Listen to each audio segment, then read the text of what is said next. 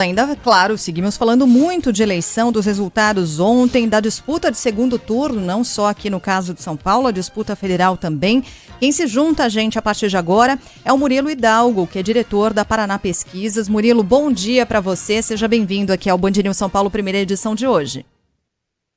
Bom dia, Sheila. Bom dia a todos. É uma satisfação estar novamente com vocês. Bom, a gente vinha acompanhando movimentos das pesquisas eleitorais, incluindo entre essas pesquisas a da Paraná, que, quando a gente pega o último levantamento, foi a que mais se aproximou do cenário ontem, confirmado nas urnas. Um segundo turno com uma diferença de 5 pontos percentuais entre os dois primeiros candidatos. Então vamos começar falando aqui do cenário da disputa para a presidência da República. No final das contas, deu 48% para o candidato do PT contra 43% de Jair Bolsonaro. Se não me engano, aqui estou puxando pela memória, a Paraná Pesquisa apontava 40% para Jair Bolsonaro e 47% para o ex-presidente Lula. O que você tem a nos dizer sobre a leitura disso, Murilo, sobre esse movimento que a gente pôde acompanhar, em especial olhando para o voto bolsonarista no Sudeste, em São Paulo e no Rio de Janeiro?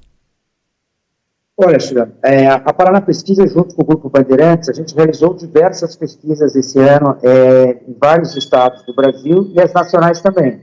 As pesquisas da Paraná Pesquisa divulgadas, por exemplo, no estado de São Paulo, a gente chegou a apontar, em certos momentos, o Bolsonaro com 6 pontos na frente. Então, no estado de São Paulo, não foi uma surpresa para nós, por isso que a gente dava uma diferença menor. A gente já vinha captando que o Bolsonaro teria muitas chances de ter essa vitória em São Paulo, bem como ele, como o astronauta Marcos Pontes. A última pesquisa que nós divulgamos na quinta-feira já apresentava um empate técnico entre ele e o Márcio França. Agora, o que diferenciou muito os resultados da Paraná Pesquisas com os demais institutos, Sheila, foi o resultado na região sul do Brasil, onde a Paraná Pesquisa sempre apresentou de 15 a 20 o Bolsonaro na frente e as demais empresas apresentavam o Lula ganhando ou um empate técnico entre os dois. Ali eu acho que foi o grande diferencial da Paraná Pesquisas em relação às outras, em relação aos resultados do sul do Brasil. Uhum. Projeções para o segundo turno, Murilo? Tendências? A Paraná já está trabalhando numa pesquisa nova, enfim, o que a gente tem a partir de agora? Olha, nós vamos divulgar com o Grupo Bandeirantes na sexta-feira as duas primeiras pesquisas já, a de governador do estado do Rio Grande do Sul e de governador do estado de São Paulo. Essas são as duas pesquisas que já estão registradas e serão divulgadas. Como que eu vejo? Eu vejo um pouco diferente de uma análise que estão fazendo, tá? Nós vamos ter que fazer um estudo muito profundo, principalmente nos estados onde não teremos segundo turno, que a abstenção costuma ser bem maior nos estados onde não tem segundo turno. Então, isso poderá ajudar ou prejudicar ambos os candidatos. Vamos pegar um exemplo no Paraná, onde o Bolsonaro foi bem votado, o fato de não ter segundo turno, com certeza a abstenção será maior. E o fato do Ceará, onde o Lula venceu bem, o fato de não ter segundo turno, isso pode prejudicar um pouco a candidatura do Lula. Então, isso será um fator preponderante se a eleição for muito equilibrada. Outro fator que a gente está analisando, Ciro e Simone. Se a gente for fazer uma análise, na maioria das pesquisas, eles chegaram, na véspera da eleição, os dois em torno de 10%, 11%, 6% e 5%. Amanheceram com 4% e 3%, né? O que aconteceu? O voto deles, o que tinha que ir para Lula e para Bolsonaro, ao nosso ver, já foi, a grande maioria. Agora, esses 7%, não tenho dúvida que a grande maioria, num primeiro momento, é nem Lula, nem Bolsonaro. Não vejo nenhum dos candidatos sendo muito beneficiado por esses votos. Com certeza, alguém vai pegar um pouquinho mais, mas a grande maioria, num primeiro momento, será nem. Então, eu projeto um segundo turno equilibrado, certo? Equilibrado, e vamos ver o que acontece para frente. Teremos um segundo turno também mais longo da história, né, com 4 semanas de campanha, vai ter muitos debates, muitas entrevistas, vamos ver o que acontece para frente. Ou seja, pela sua leitura, Murilo, esses 7 pontos aí em jogo, eles viram muito mais brancos e nulos do que se revertem para os candidatos, seria isso? Num primeiro momento, eu não tenho dúvida, porque o que tinha que ir para Lula e para Bolsonaro já foi. Uma grande parcela disso, nesse momento, é nem Lula, nem Bolsonaro. Vamos ver na reta final para onde esses votos vão. Mas o que tinha, a grande parte do que tinha para ir, ao meu ver, já foi. Esse voto útil, tanto para um lado quanto para o outro. deixa eu só registrar a mensagem de um ouvinte que é de Curitiba, mas está acompanhando a gente, para trazer um raciocínio, que ele diz assim, ó, Carla, eu votei na Simone no primeiro turno e vou no Bolsonaro agora. O país está no limite da sua esticada de corda, a polarização está máxima, se Lula entrar com o Congresso que está aí, serão 4 anos de um estresse insuportável para o Brasil.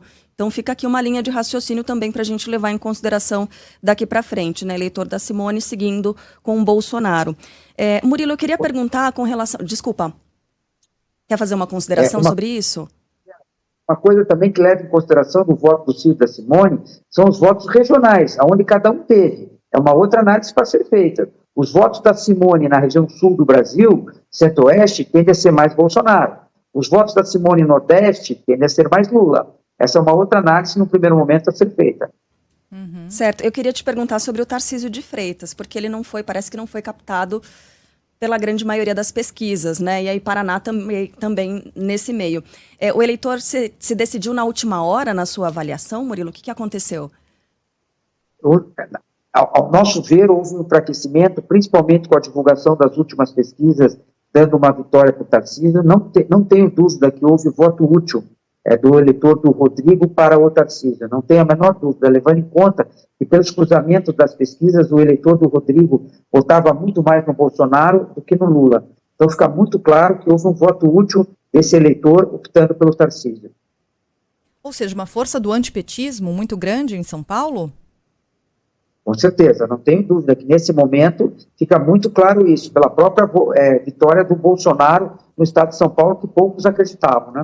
Agora, Murilo, há pouco a gente estava aqui trazendo informação sobre a estratégia de campanha de Fernando Haddad, né? E o que preocupa a campanha é que vem buscando aí uma aproximação com Rodrigo Garcia, de olho nesses 18% de votos obtidos pelo atual governador. O que preocupa é que talvez esse eleitor de Rodrigo Garcia esteja mais próximo do campo ideológico, ou de propostas ou de ideias de Tarcísio do que de Fernando Haddad. Exatamente, eu não tenho dúvida que hoje também dificilmente um político consegue carregar esses votos para lá, principalmente no caso do Rodrigo. Eu acho que a maior força que o Rodrigo pode acrescentar a Haddad ou Tarcísio é a força política, né? São os prefeitos, o seu grupo político. Ele tem muitos prefeitos que o apoiaram, vereadores.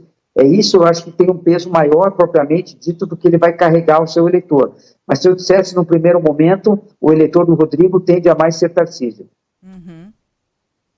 Muito bem, Murilo Hidalgo, diretor-presidente da Paraná Pesquisas, obrigada pela entrevista aqui, Murilo. Certamente teremos aí outras oportunidades ao longo desse segundo turno, dessas 4 semanas de corrida eleitoral, para nos debruçarmos não só nos números, mas nas dinâmicas, né? A gente desde mais cedo tem falado aqui sobre pensar o eleitor que está ali, que a gente olha como número, mas que tem toda uma dinâmica por trás, que muda voto em cima da hora, o que não muda, para onde migra, se é que migra, se é que se decide, né? Ou vai ficar em branco e nulo, tudo isso a gente vai poder acompanhar juntos nesses próximos dias e semanas. Obrigada, Murilo, até uma próxima. Eu que agradeço o Grupo Bandeirantes. Na sexta-feira estaremos divulgando a primeira pesquisa para o governo de São Paulo. Combinado. Um abraço.